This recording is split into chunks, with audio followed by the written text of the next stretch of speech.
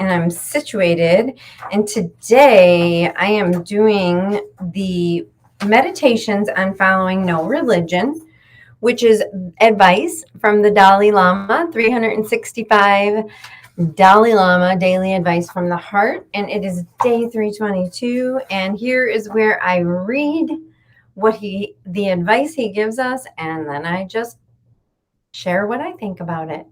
So, I do not wish to imply that we must renounce our own happiness and dedicate ourselves exclusively to that of others. What I am saying is that the two are inseparable. If we are concerned about peace and happiness on earth, we must learn to see things in a broad perspective and appreciate the importance of each person's actions. Dang. Now that's a good one. I went to a workshop a couple Saturdays ago, and it was all about the impact that we have on ourselves, that we have on those around us, and those people in those moments that are there for us, with us, and really being conscious and mindful of how we're showing up. And what's been coming up for me lately is really this idea of acceptance of myself and acceptance of others. Meaning, what I mean by that is that I get to, what my mission is, and what I'm teaching in my coaching is really and truly, nothing is perfect. No one is perfect. And hi, Steve. Hi, Jackie. And we get to really stay in this space of non-judgment. At least that's what my goal is right now.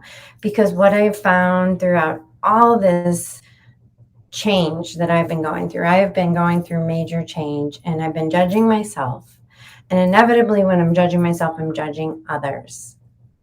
And I'll tell you that when I'm doing that, I learned this from an interview I did yesterday, from Kate Crow, that I am separating myself from others, and I am separating others from myself when I'm judging.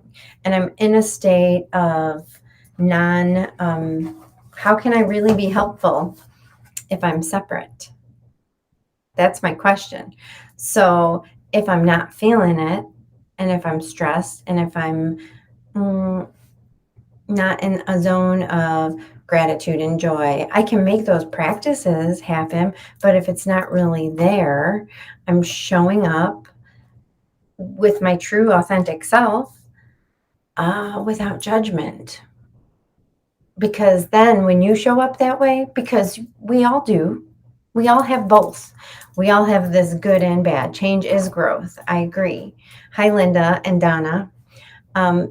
When we have this both, because I believe that if I pretend that the fear or the uncertainty or all that really isn't there, and I'm only in gratitude, that isn't genuine. Right? But when I have both, and especially when I'm in a zone of fear and lack of faith, or whatever that might be, uncomfortableness, when I'm there and I practice and I use these tools of gratitude, and I use these tools of getting outside of myself and helping others with a non-judgmental heart, when I do that, then it's easier for me to shift. And what I really like is that he's telling us that our own happiness is inseparable with helping others and being happy for and with others. And what my mission seems to be, what's on my heart, is how can my voice, how can my actions, how can my energy spread out to anyone in this world, whoever may be around me, whether it's when I'm working, whether it's when I'm with my kids, whether it's when I'm at the grocery store, wherever. How can that energy be authentic and be not hurtful, not judgmental to myself or others? So I guess it's this whole idea of both are important, and this idea of peace on earth, I think it is possible.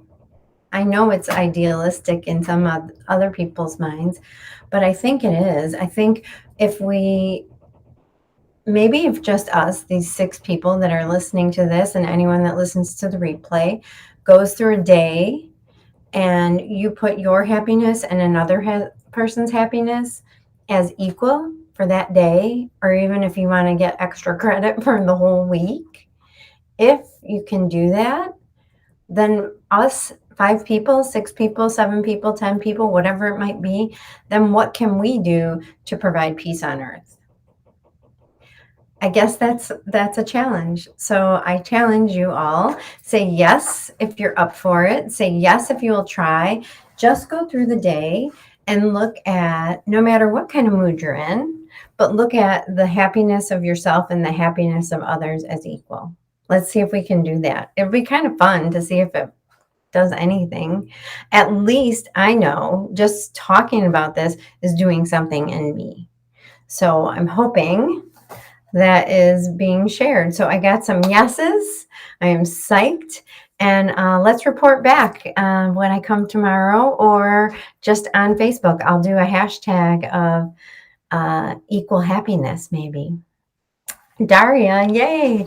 All right, so I'm going to go. I hope you all have a good time and a beautiful day. And my goal, my intention is to complete this year for the next till 365 days of doing this, of showing up for you guys in all circumstances, no matter what.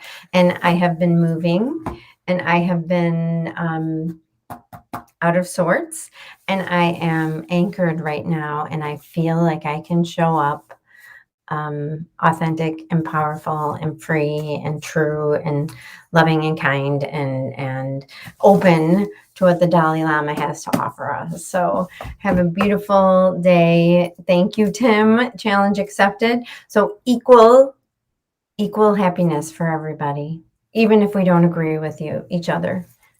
Because when we disagree and when we judge and when we think of our own happiness above others, I think what the Dalai Lama is trying to tell us is that it's not congruent. Ponder that. Let's get curious. Be well, be kind, be safe, be good to yourself, and be good to others.